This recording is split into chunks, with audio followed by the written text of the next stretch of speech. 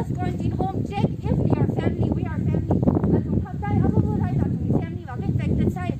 So village self-quarantine or somewhere self. Is she family and cropping empty house family chimney zambang masalo thada. Make plan pina thung plan right down like say and number C, let me tell you the points. First of all, please be hygienic the place, yeah? Because this is it's not hygienic. We have to sanitize it every day or every twice a day. Second of all, please make more bathrooms. I know there may be 20 people, 20 bathroom, at least 5, 6 or 4, at least 3. 2, the other bathroom is not working. Number 3, red zone, orange zone, mix masamilo. Number 4, already medical patient claiming viva. Separate isolation haimlo because their immune system are weak. Number 5, the lastly, family and crapping, empty house claiming jiva. Check samilo, empty sal kibam lega ashili quarantine, self-quarantine samilo jinewo. Got test see, and if you are saying that ukholi test malamne, infali sensatam then suggest people that infali test halo kim tamne. This is not worth it. 2 days more, 2 nights. Let me be honest. Thankfully, in Ishabu, because I allow Thai Ishabu while I love the protein fish stuff.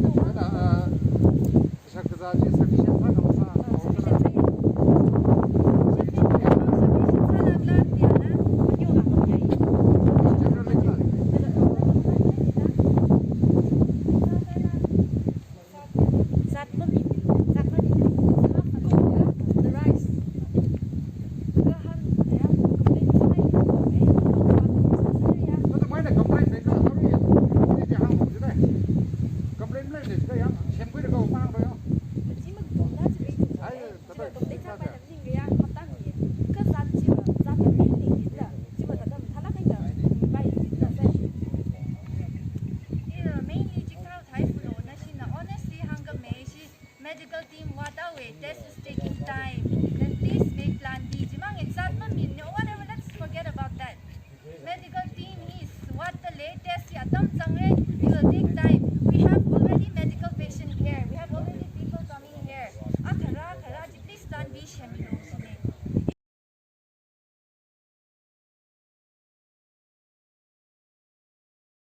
Hujik, AC the Lebisi, Poi Peticru College, Ukrul, Quarantine Center, a Hakiming Gideon, Kamodang, BGP State Secretary, Equina, Ashida Hujik, Live share, Chiki Quarantine Center share, white government, instruction people between the Chatari, the way quitting Shimatamda, Lady people share.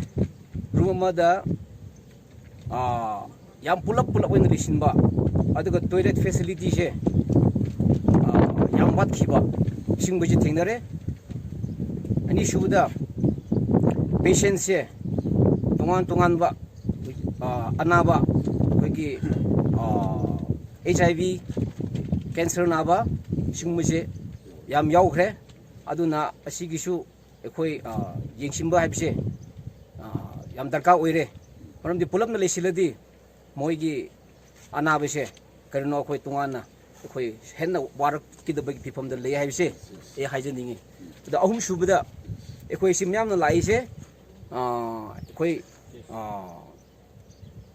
laiba khoi gi huchi hariba posi khoi quarantine se khoi yinchingre khoi gi lady ba si organize khoi border kano workers myam BJP gi yauri XM candidate yauri BJP president ko myam yauri khoi si organization myam yauri bni adun ekhoina live se atop krishnate sida leriba facilities se awat pangta oire si government athubada ekhoi yingsimba habise yingsimbi ba habise am darka oire habise ekhoi asi myam khandaraga ekhoina doctor ka tanaraba matamda doctor nasu wasi fipamse yam kano tawri adu koi kari tawni habigi koi jing silli habi mo isa tawri kan nasu khonaribni adu mari suba point na laiba ujik che only 100 something ashini koi laiba Guwahati digi khra anak pa khra le laiba se ujik 7,000 ujik stage tadi ujik phawudi 200 चे शुद्री अदु असी की facility से